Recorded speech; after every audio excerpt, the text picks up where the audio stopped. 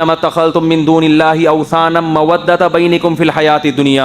ابراہیم علیہ السلام نے اپنی قوم سے کہا کہ تمہیں پتہ ہے یہ پتھروں کے بنے ہوئے بت تمہارا کچھ بھی نہیں کر سکتے، لیکن آپس میں تمہاری رشتہ داریاں ہیں، کلچر ہے. تمہیں پتہ ہے جو بتوں کی عبادت چھوڑے گا قوم کی دشمنی مولے گا وہ. جیسے آج بہت سی ہندو لڑکیاں انڈیا میں گھر کے اندر مسلمان ہونا چاہتی ہیں، ان کو پتہ ہے، پڑھ لکھ گئی ہیں نا، ان کو پتہ ہے کہ بھئی یہ پتھر کے بنے ہوئے بت کچھ بھی نہیں ہے، اسلام برحق ہے، لیکن وہ مجبور کیا ہے کہ اگر ہم نے اسلام چھوڑا تو یہ ساری قوم ہمارے خلاف.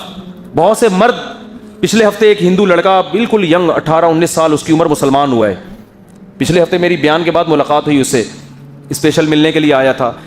بیچارہ گھبرایا ہوا لگ رہا تھا کہ میں گھر کی خاندان کی دشمنی مول لی. اب 19-20 سال کی عمر، آپ کو پتہ ہے اس میں اتنا کانفیڈنس نہیں ہوتا انسان.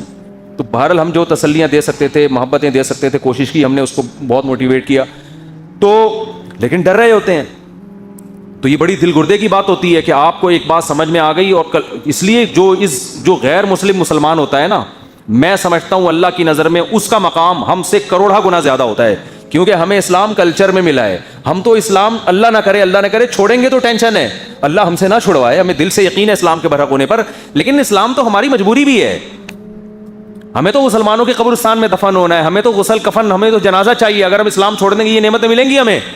اور آپ کو میں بتاؤں یہ جنازہ بھی کوئی کم چیز نہیں ہے، ہمیں تو فری میں ملی ہوئی ہے نا، ہمیں قدر نہیں ہے. میں جب کیلاش گیا چند مہینے پہلے، وہاں ایک غیر مسلم مسلمان ہوا. کس بیس پہ مسلمان ہوا اس کا بھی میں نے انٹرویو لیا تھا، وہ ضائع ہو گیا، ورنہ وہ بھی ہم اپلوڈ کر دیتے. وہ اس بیس پہ مسلمان ہوا، کہہ رہے میرے دوست کا انتقال ہو گیا، وہ کیلاشی تھا، غیر مسلم تھا وہ. تو میرا پتہ چلا، آیا ملنے کے لیے. اس نے بتایا کہ بھائی میرے ایک دوست کی ڈیتھ ہو گئی، میں اس کے ساتھ تھا، اس کا دوست تھا. جب میں نے دیکھا مسلمانوں نے اس کو غسل دیا، کفن دیا، جنازے کی صفیں لگی، اور میں سائڈ پہ بیٹھا ہوا ہوں، تماشا دیکھ رہا ہوں، کیونکہ میں غیر مسلم ہوں، میں جنازہ نہیں پڑھ سکتا. کہہ رہے مجھے اتنا غم ہوا ہے، اور یہ احساس ہوا کہ یار اتنی عزت کے ساتھ بندے کو دفن کیا جا رہا ہے، غسل دیا جا رہا ہے، کفن دیا جا رہا ہے، اس پہ نماز پڑھی جا رہی ہے، اس کے لیے اللہ کے حضور دعا کی جا رہی ہے. ان کے ہاں تھوڑی ہوتا ہے. کیلاش میں تو پہلے یہ ہوتا تھا، میں نے تو وہ قبرستان دیکھا ہے، اس کی ویڈیو بھی اپلوڈ کی ہے، کہ صندوق میں رکھ دیتے تھے لے جا کے. ابھی بھی ہے وہ قبرستان، جانور آ کے کھا رہے ہیں، کتے بلی آ کے لاش کو کھا رہے ہیں. اب چونکہ بدبو اسمیل بہت پھیلنے لگی تھی تو اب انہوں نے بھی دفن کرنا شروع کر دیا ہے. لیکن وہ عزت تھوڑی ملتی ہے مرنے کے بعد. اور یہ عزت تو وہ ہے جو نظر آ رہی ہے، باقی اس کے لیے جو ساری زندگی عبادتیں ہوتی ہیں، اس کے لیے دعائیں ہوتی ہیں. بیٹا اپنے باپ کے لیے کنواں کھدوا رہا ہے کہ اس کنویں سے جتنے لوگ پئیں گے میرے باپ کی آتما کو، ہندی میں روح کو، میں آتما اس لیے سمجھ آتما ہی کہتے ہیں نا، تو وہ بعض دفعہ ہندی لفظ ہم غلط بھی بول دیتے ہیں. چمتکار کا مجھے نہیں پتا تھا کیا مطلب ہے. وہ ہوا یہ کہ ایک صاحب کی مرغی نے انڈے دیے نا، وہ مرغی اس پہ بیٹھ گئی.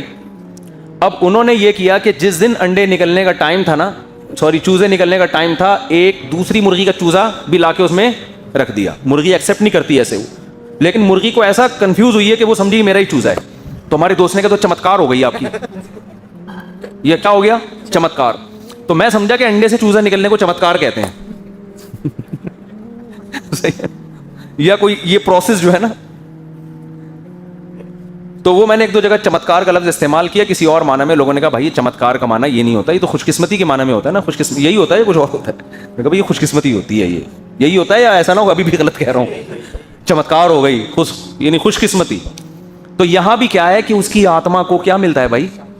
ثواب ملتا ہے. بعد میں مسلمان ہم دیکھتے ہیں لوگ خود کچھ نہیں کر پاتے، باپ دنیا سے چلا گیا، ساری زندگی اللہ کے دربار میں ہاتھ اٹھا کے اس کے لیے دعائیں ہوتی ہیں، ساری زندگی دعائیں ہوتی ہیں. پھر اس کے لیے کنویں کھدوائے جا رہے ہیں کہ بھئی یہ جتنے لوگ پانی پئیں گے اس کا ثواب صحابہ نے کھودے اپنے والدین کے لیے، صدقے کیے اپنے والدین کے لیے. تو دنیا میں بھی نیکی کا ذریعہ، مرنے کے بعد بھی نیکی کا ذریعہ. اور کتنے لوگ خواب میں آئے ہیں. میرے والد صاحب کا جب انتقال ہوا تو جو بھی ہم سے ہو سکا ٹوٹا پھوٹا اصالِ ثواب ان کے لیے. تو میرے چھوٹے بھائی کو وہ خواب میں آئے، تو انہوں نے پوچھا بھائی ہم جو آپ کے لیے پڑھتے ہیں، جو آپ کو نیکی پہنچاتے ہیں وہ ملتی ہے؟ انہوں نے کہا مجھے خواب میں بتایا کہ فرشتے گلدستے لے کے آتے ہیں کہ تمہارے فلاں نے تمہارے لیے تحفہ بھیجا. تو خواب 100% یقینی نہیں ہوتا، لیکن نبوت کا بہرحال 46واں حصہ امکان ہوتا ہے کہ یہ کس کی طرف سے ہے؟ اللہ کی طرف سے. موٹیویشن ملی.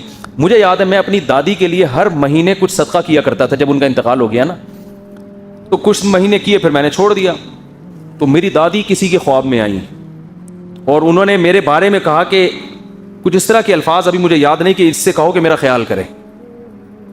تو یہ اللہ کی طرف سے موٹیویشن مل جاتی ہے نا کہ بھائی ایک عمل آپ کر رہے تھے, آپ نے چھوڑ دیا اس کو.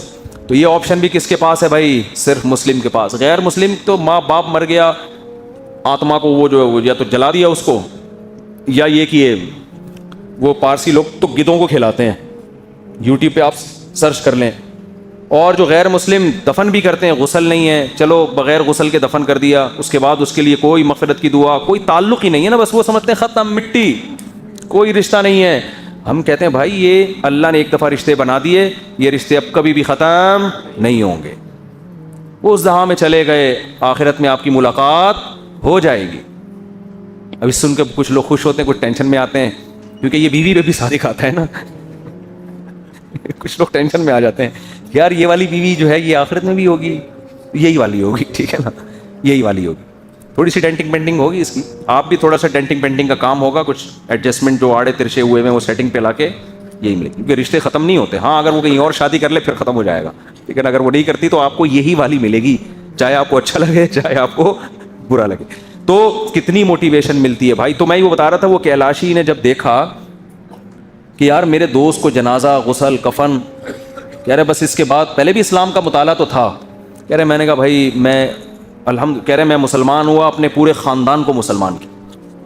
تو اسی طرح ایک اور خاندان مسلمان ہوا, ان کی والدہ رہ گئی ہیں, تو وہ اتنی ٹینشن میں, ان کا بیٹا مجھ سے ملا بھی, میں نے ان کا انٹرویو بھی لیا ہے, وہ اپلوڈ بھی ہوا ہے. وہ مجھے بتا رہے تھے کہ ہمیں ڈر یہ ہے کہ اگر میری ماں کی ڈیتھ ہو گئی تو یہ سارے غیر مسلم اس کو اٹھا کے لے جائیں گے.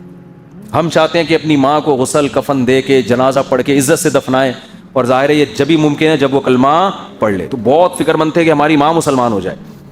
تو یہ اسلام کا ایک ایسا واضح پروٹوکول ہے کہ ایک ایک چیز اسلام کی اٹریکٹیو ہے, صرف یہ نہیں ہے. مسلمانوں کے تہوار, مسلمانوں کے نکاح کا طریقہ, دنیا میں خاندانی نظام غیر مسلموں کا ختم ہو رہا ہے, تو اسے اسلام میں موٹیویٹ کرتا ہے کہ اولاد ہونی چاہیے, پھر رشتے ہیں, پھر ساس کا کیا مقام ہے, سسر کا, باقی مذہبوں میں ہے لیکن آہستہ آہستہ سب مل گیا میں. تو بھائی یہ نعمت جب اللہ نے ہمیں دی ہے تو ہمیں اپنا مذہب سے رشتہ مضبوط کرنا پڑے گا. تو وہ جو ابراہیم علیہ السلام نے کہا تھا نا کہ یہ تم بتوں کی عبادت کر رہے ہو, حالانکہ تمہیں پتہ ہے یہ تمہارے ہاتھ سے بنائے ہوئے بت ہیں. تو انما اتخذتم من دون اللہ اوثانا مودۃ بینکم, حضرت ابراہیم نے کہا آپس کی محبت اور خاندان کی وجہ سے ان پتھروں کو پوج رہے ہو, لیکن کہا کہ یہی محبت قیامت کے دن دشمنی میں تبدیل ہو جائے گی. قیامت کے دن بولو گے اللہ میں اس باپ کا بیٹا تھا, یہ پتھروں کو پوچھتا تھا, میں اس کی وجہ سے پوچھتا ہوں اس کو عذاب دے.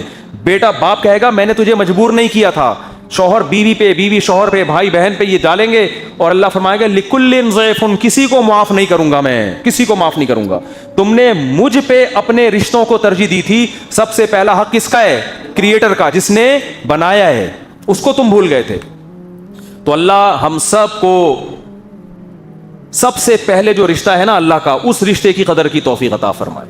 وہ مضبوط ہوگا تو پھر آپس کے رشتے بھی مضبوط